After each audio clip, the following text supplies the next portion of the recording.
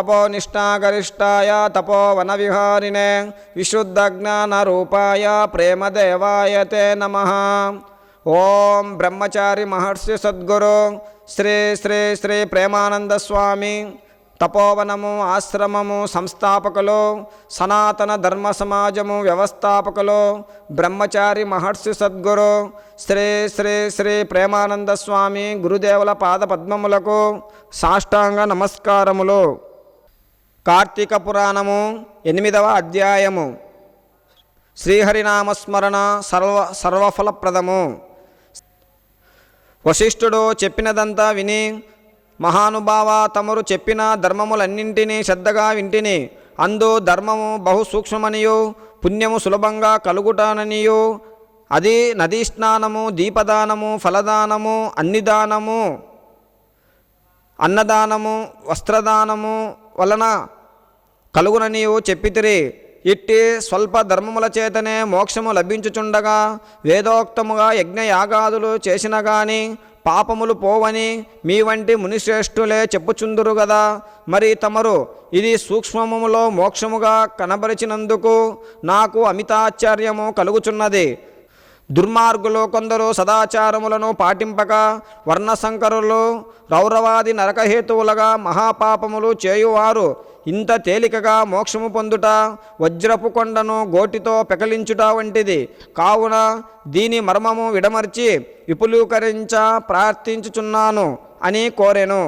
అంతటా వశిష్ఠుల వారు చిరునవ్వు నవ్వి, జనక మహారాజా, నీవు వేసిన ప్రశ్న సహేతుకమైనదే. నేను వేదాంగములను కూడా పఠించితిని. వానిలో కూడా సూక్ష్మ మార్గములున్నవి. అవి ఏయనగా సాత్విక, రాజస, తామసములని ధర్మములు 3 రకములు. సాత్వికమనగా దేశ కాల పాత్రలు 3ను సమకూడిన సమయమున సత్వమును గుణము జనించి ఫలమంతయు పరమేశ్వరార్పితము గావించి మనోవాక్కాయ కర్మలచే నునరించిన ధర్మము.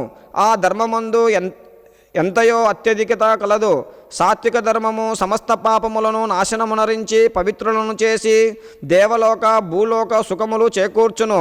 ఉదాహరణముగా తామ్రపర్ణి నది సముద్రమున కలయు తావునందు స్వాతికార్తెలో ముత్యపు చిప్పలో వర్షపు బిందు పడి దగదగా మెరిసి ముత్యమగు విధముగా సాత్వికత వహించి సాత్విక ధర్మ మాచరించుచు గంగా, యమున, గోదావరి, కృష్ణా నదుల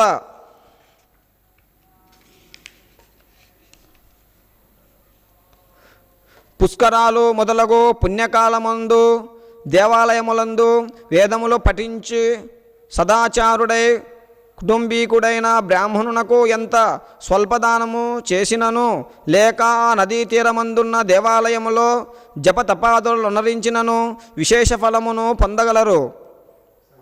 రాజసధర్మమనగా ఫలాపేక్ష కలిగి శాస్త్రోక్త విధులను విడిచి చేసిన ధర్మము. ఆ ధర్మము పునర్జన్మ హేతువై కష్టసుఖాలు కలిగించున్నది అగును. తామస ధర్మమనగా శాస్త్రోక్త విధులను విడిచి దేశ కాల పాత్రలు సమకూడని సమయమున డాంబికాచరణార్థం చేయు ధర్మము. ఆ ధర్మము ఫలము నీయదు. దేశకాల పాత్రలు సమకూడినప్పుడు తెలిసి కానీ తెలియక కానీ ఏ స్వల్పధర్మము చేసినను గొప్ప ఫలము నిచ్చును. అనగా పెద్ద కట్టెల గుట్ట చిన్న అగ్నికణములతో భస్మమగునట్లు శ్రీమన్నారాయణుని నామము తెలిసి కానీ తెలియక కానీ ఉచ్చరించిన వారి సకల పాపములు పోయి ముక్తి నొందుదురు. దానికొక ఇతిహాసము కలదు. అజామీలుని కథ. పూర్వకాలమందు కన్యాకుబ్జము నగరమున 4 వేదములు చదివిన ఒక విప్రుడు గలడు. అతని పేరు సత్యవ్రతుడు. అతనికి సకల సద్గుణరాశియకు హేమవతి అను భార్య కలదు. ఆ దంపతులు అన్యోన్య ప్రేమ కలిగి అపూర్వ దంపతులని పేరు పొందిరి. వారికి చాలా కాలమునకు లేక ఒక కుమారుడు జన్మించెను. వారా బాలుని అధిగారాభముగా పెంచుచు అజామీలుడని నామకరణము చేసిరి. ఆ బాలుడు దినదిన ప్రవర్ధమానుడగుచు అతి గారాభము వలన పెద్దలను కూడా నిర్లక్ష్యముగా చూచుచు దుష్ట సహవాసములు చేయుచు విద్య అభ్యసింపక బ్రాహ్మణ ధర్మములు పాటించక సంచరించుచుండెను.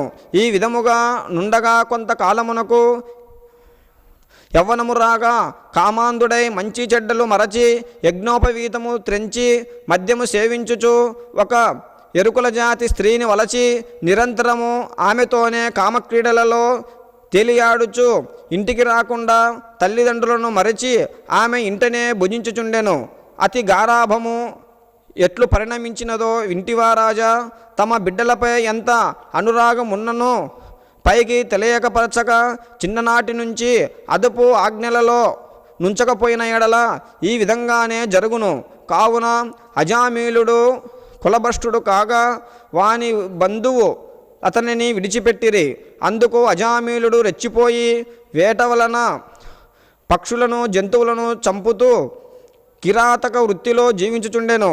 ఒక రోజున ఇద్దరు ప్రేమికులు అడవిలో వేటాడుతూ ఫలములు కోయిచుండగా ఆ స్త్రీ తేనెపట్టుకై చెట్టుకెక్కి తేనెపట్టు తీయబోగా కొమ్మ విరిగి క్రిందపడి చనిపోయెను.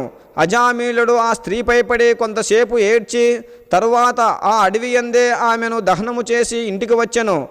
ఆ ఎరుకల దానికి అంతకు ముందే ఒక కుమార్తె ఉండెను. కొంతకాలమునకు ఆ బాలికకు యుక్త వయస్సు రాగా కామాంధకారముచే కన్ను మిన్నుగానక అజామీలుడు ఆ బాలికను కూడా చేపట్టి ఆమెతో కూడా కామక్రీడలలో తేలియాడుచుండెను. వారికి ఇద్దరు కొడుకులు కూడా కలిగిరి. ఇద్దరు పురిటిలోనే చచ్చిరి.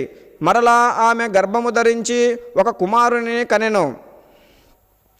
వారిద్దరూ ఆ బాలునికి నారాయణ అని పేరు పెట్టి పిలుచుచు ఒక్క క్షణమైనను విడువక ఎక్కడకు వెళ్ళినా వెంటబెట్టుకుని వెళ్ళుచు నారాయణ నారాయణ అని ప్రేమతో సాకుచుండిరి.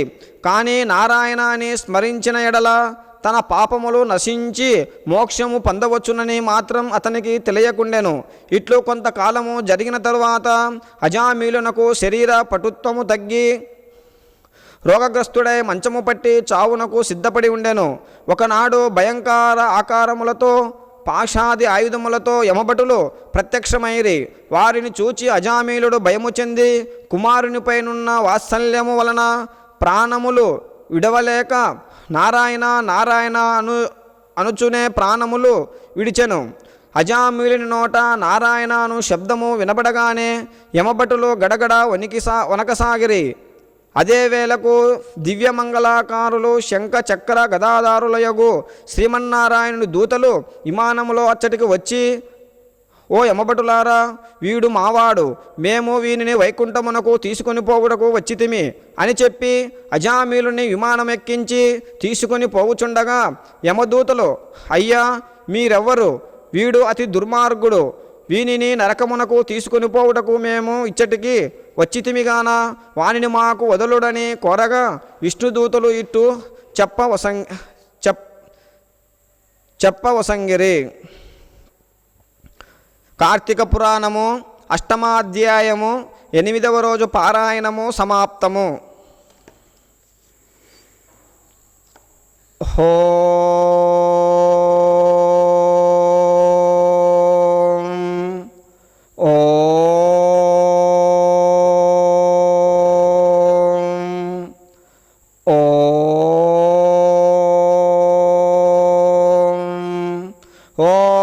सहनाववतो सहनौ भुनक्तो सह वीर्यं करवावहै तेजस्विनावधीतमस्तु मा विद्विषावहै।